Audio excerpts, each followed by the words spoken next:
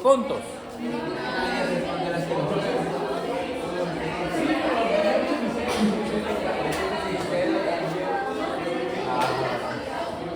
Bueno, entonces vamos a continuar con lo que terminamos ya de animales. Bueno, entonces vamos a platicar de desarrollo embriológico, que esto tiene que ver mucho con las pautas de clasificación taxonómica. Básicamente, cómo surgen o cómo es el desarrollo embrionario. Entonces, tenemos aquí, ¿quién es este Pokémon? Espermatozoide, y aquí tenemos a un óvulo, pero específicamente tendría que ser un ¿qué? ¿Un qué? Ovocito secundario, exactamente. Entonces, va a haber fecundación, va a haber sincapsia.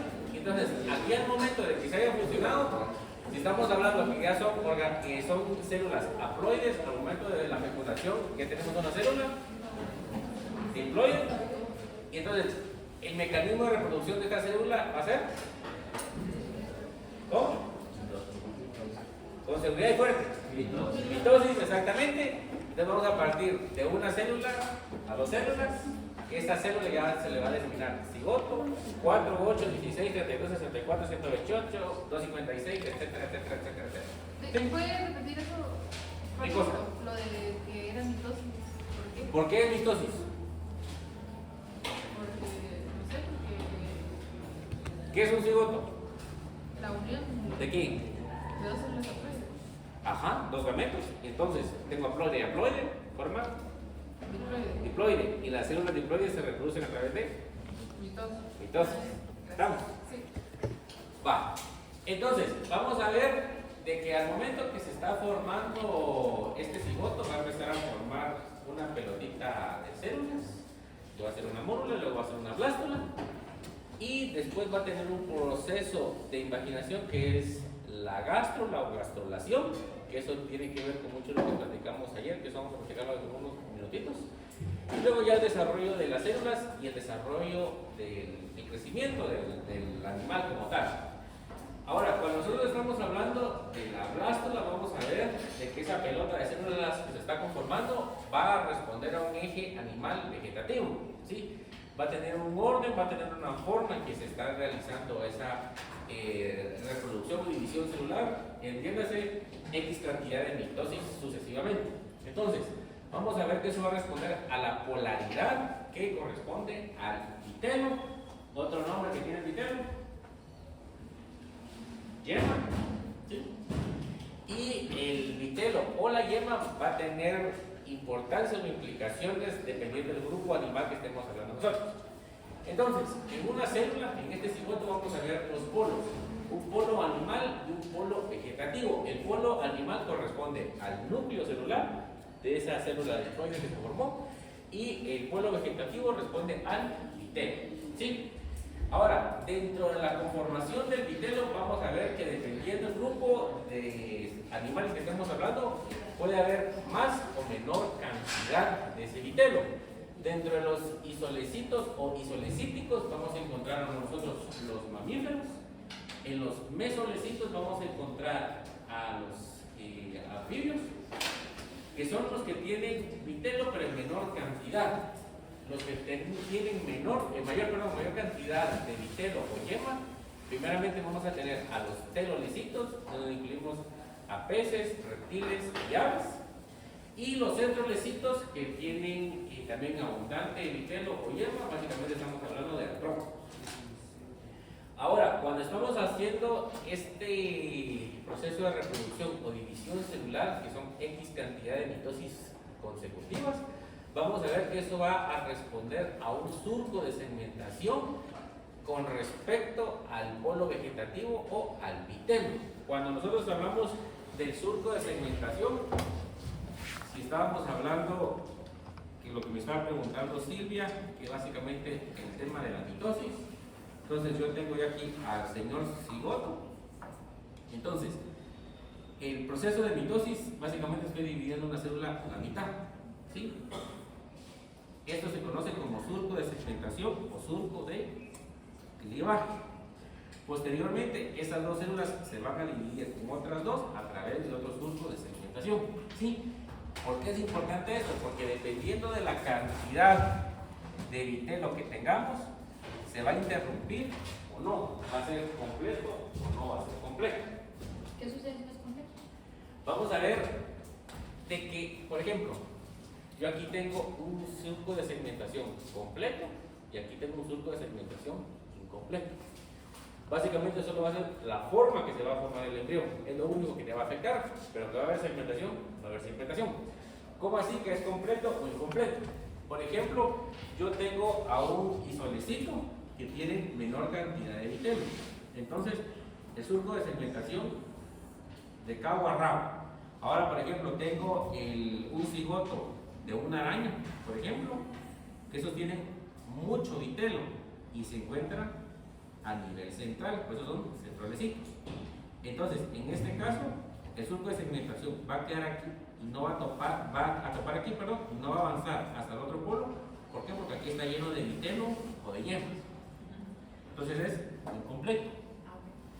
A los que son incompletos los vamos a conocer como meroblásticos.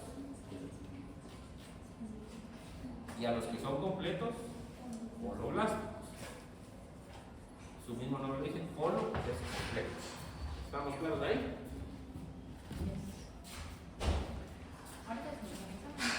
Va. No tienen tiempo para estudiar.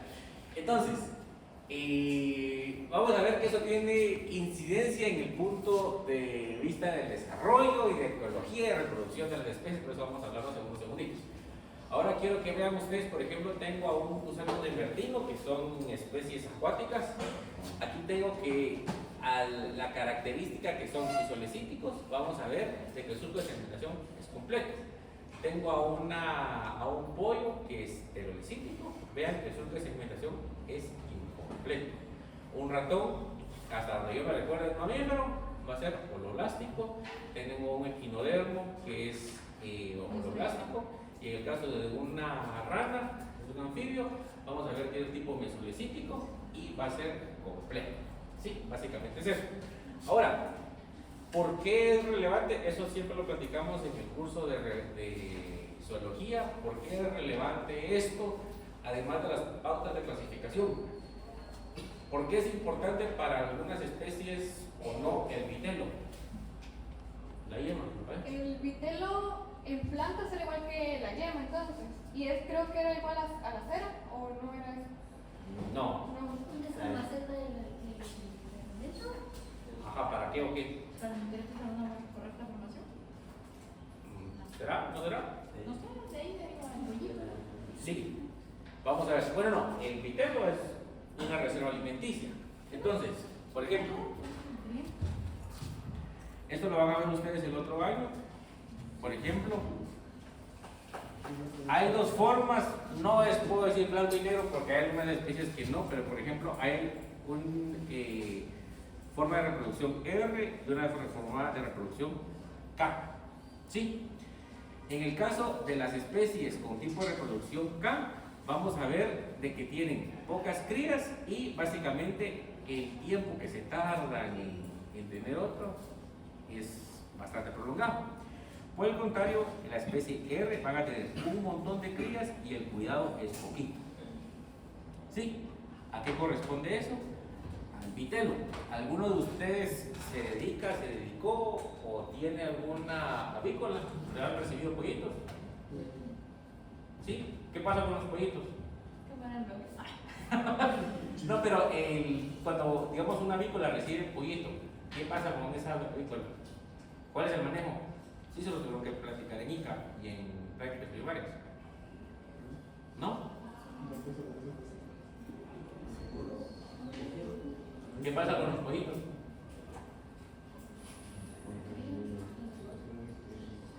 Cuando ustedes reciben pollito, durante las primeras 24 horas solo van a administrar o van a proveer agua, no se alimentan. ¿Por qué? Porque ellos nacen con una reserva de eso. Bien. Lo mismo va a pasar, por ejemplo, en el caso de las arañas, de los insectos, van a tener un montón de crías, nacen con una reserva de alimento. ¿Y eso es por qué? Porque hay un montón de vitelo. La característica de las especies R es de que tienen un montón de crías y el cuidado parental El parental sí es reducido. Por el contrario, las especies K como nosotros, la reserva de vitelo es menor, pero el cuidado va a ser prolongado.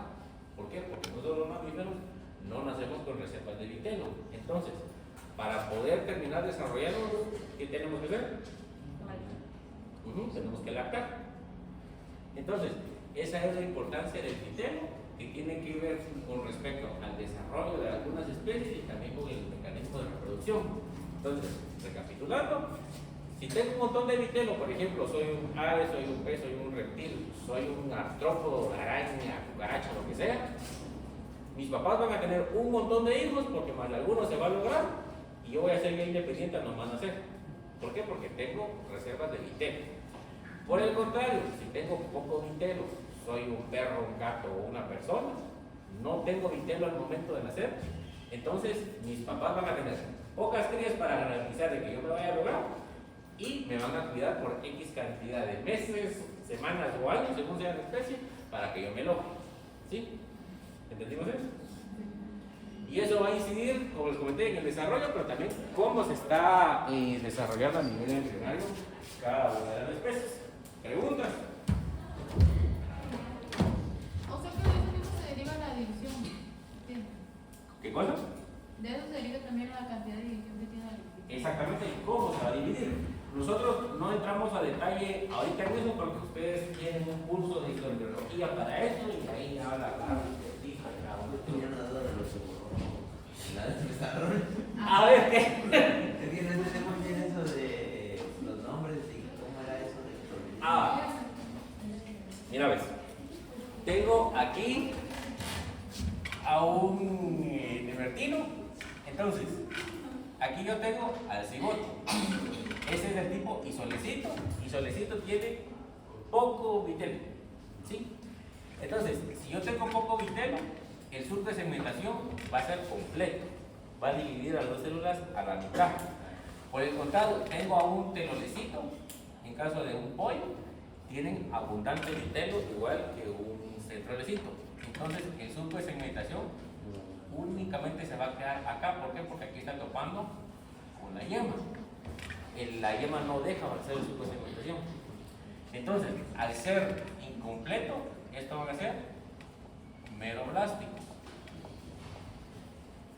Y este, porque es completo, son holoblásticos. ¿Estamos? ¿Pregunta? ¿No?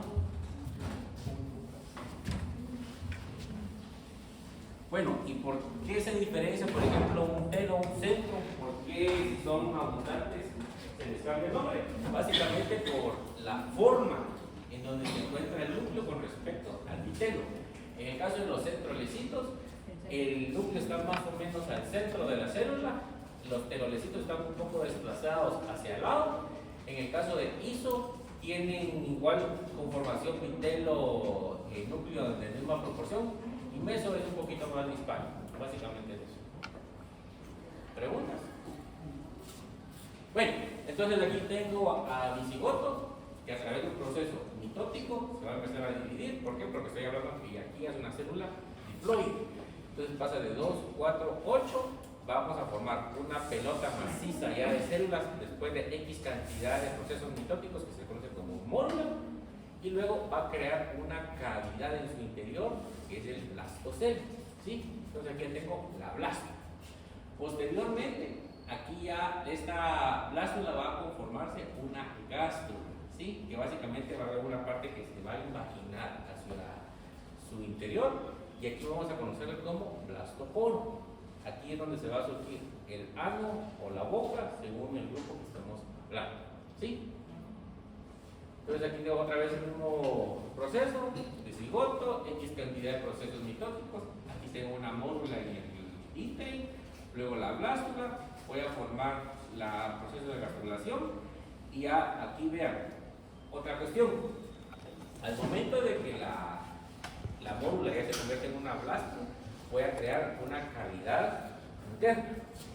Y posteriormente va a haber un proceso de imaginación que es la gástrula. Entonces, yo aquí ya tengo una región externa, por decirlo de una forma, la cáscara, y y una región interna. Entonces yo aquí ya puedo delimitar dos regiones dentro de esta gasta. Lo externo, que es el ectodermo, y al interno es el endodermo. ¿Sí? Y el blastoporo, aquí es donde va a formarse el ano o la boca, según sea, si estoy hablando de un protostomago o un deuterostomago. ¿Sí? ¿Preguntas por el momento? ¿No? Ahora, si ustedes se recordarán en sus clases de bachillerato o al momento de entrar a la facultad, también estamos hablando de un endodermo. El endodermo se va a formar de distintas formas según el grupo de animales que estemos hablando. Por ejemplo, estamos hablando de los fotrocozoos, básicamente estamos hablando, por ejemplo, de algunos moluscos o de los deuterostomados. Vean, en el caso de los fotrocozoos, tenemos siempre aquí el blastoporo y vamos a ver de que el endodermo se va a formar por esquizocelia. En el caso de esquizocelia, básicamente, vean la región donde se une el endo y el ectodermo, va a haber una región de células que van a migrar y se va a formar el endodermo. Por el contrario, en el caso de los deuterostomados, nosotros vamos a ver de que a nivel del endodermo, ¿sí? Entiéndase una parte de lo que va a ser eventualmente el intestino, va a migrar una región de células y van a formar el endodermo. Por eso nos conocemos o nos agrupamos como enterocélicos. ¿Por qué? Porque es el endodermo, deriva del intestino. ¿Es decir, no tiene mesodermo? Dependiendo de qué grupo estemos hablando. ¿Sí? Bueno, sí van a tener mesodermo y ectodermo, pero ahorita vamos a ver a qué estamos haciendo alusión con esto. Entonces, dentro de las capas germinales vamos a encontrar tres: el endodermo, que es la más interna, el ectodermo, que es la más externa, y el mesodermo, que es de intermedio, que es lo que estamos hablando acá. Si el mesodermo se formó por esquizocelia, es decir, una región de células entre la unión del ecto y el endodermo migró, o bien el mesodermo se formó de una porción del endodermo, como que si en el intestino se formó el mesodermo. ¿Sí? Pero no todos los grupos animales van a tener esas tres capas germinales. Algunos tienen dos, algunos tres o algunos ninguno. Por ejemplo, tengo siempre a un cigoto y cuando estoy hablando de poríferos, como yo estoy hablando que son un montón de células que están unidas entre sí, no forman órganos y tejidos, por lo tanto no van a tener ninguna capa germinal. Por ejemplo, ahora cuando yo hablo de nidarios tenóforos, van a tener un endo y un ectodermo. Estos son animales con dos capas germinales o diblásticos. ¿Sí? Diblásticos.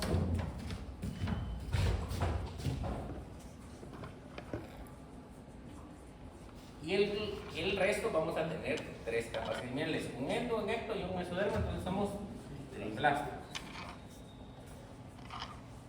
¿Sí? ¿Y para qué me sirve a mí tener tres capas terminales? Me sirve para tener órganos y tejidos y también ir especializando regiones corporales. ¿Sí? Ahora, cuando nosotros estamos hablando de aquellos que tenemos un mesodermo, la capa intermedia, vamos a ver que hay algunos que sí vamos a formar un celoma, o algunos no van a tener celoma, o algunos van a tener un intermedio. ¿Sí? Cuando estamos hablando de un celoma, básicamente es una película que está recubriendo o está delimitando regiones corporales unas y otras. ¿Sí? Por ejemplo, puedo separar a la cavidad digestiva de la cavidad torácica. Básicamente es eso. Entonces, vean aquí, dentro de los triblásticos tengo a los acelomados, por ejemplo, tengo a los platelmintos. Ya dentro de lo que ya tengo pseudoceloma, tengo aquí muy importante a los nemátodos.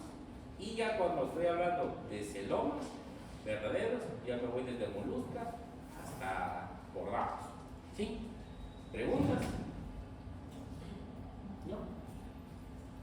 Bueno, desde el punto de vista embriológico vamos a ver que no todas las células, no todos los órganos o los tejidos derivan de la región. Hay algunos órganos o tejidos que van a derivar de alguna parte y algunos de otra. Entonces, tengo el cigoto, se va a formar la mórula, blástula, gástula.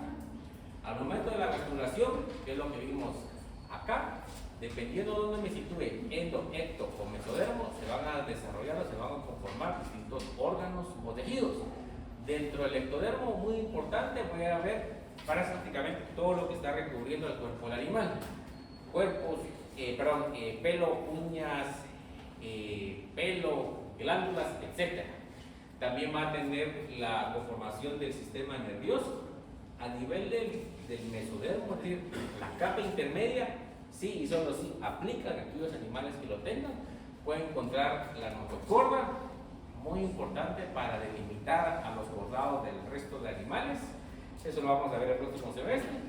Vamos a ver también el recubrimiento dental, que es el esmalte, el sistema circulatorio, algunas partes de las células somáticas como el músculo esquelético, órganos del sistema urogenital, entiéndase riñones, uréteres, vejiga, etc.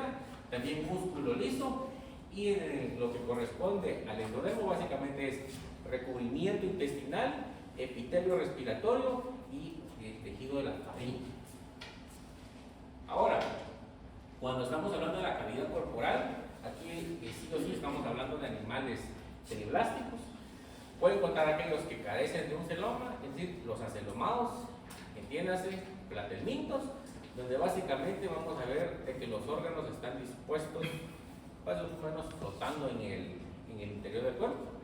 Luego voy a tener a los pseudocelomados, que no tienen un celoma verdadero, y los eucelomados, que ya voy a encontrar un celoma verdadero, y muy importante, los mesenterios, que básicamente son películas de tejido que están recubriendo los órganos. Entonces aquí tengo a los diplásticos, entiendes, cnidarios, tenóforos, solo voy a encontrar un endodermo y un ectodermo. Los triblásticos los puedo encontrar acelomados, pseudocelomados o bien eucelomados. Ahora, ¿cómo se aplica eso con respecto a la taxonomía y la clasificación de los animales? Básicamente, estoy en el reino animal. Puedo segmentarlos o dividirlos según el nivel de organización. Nivel celular, aquí solo voy a encontrar a los poríferos porque no presentan órganos o tejidos verdaderos. Luego, el siguiente nivel sería a través de órganos o tejidos o sistemas de órganos. El siguiente criterio sería por la simetría. En el caso de porífera son asimétricos, no hay una simetría, por eso no los puedo colocar acá.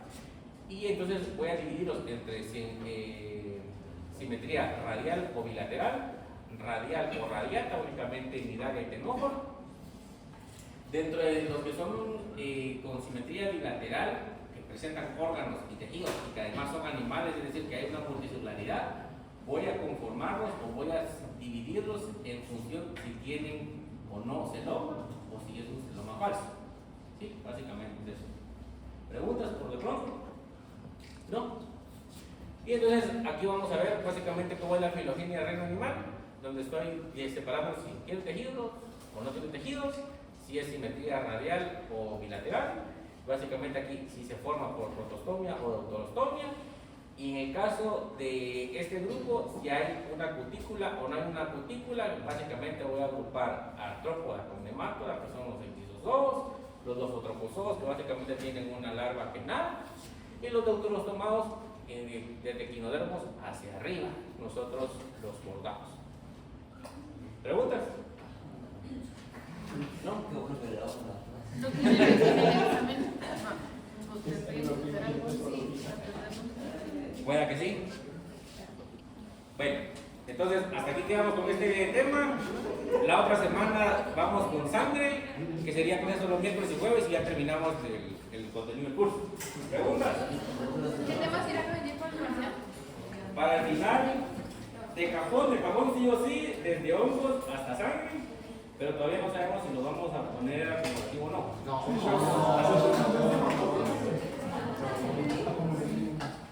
Pero ya están sabidos ustedes que recuperaciones, la primera a la segunda, sí o sí, son acumulativas. Entonces, no lo dejen a tiempo, por favor.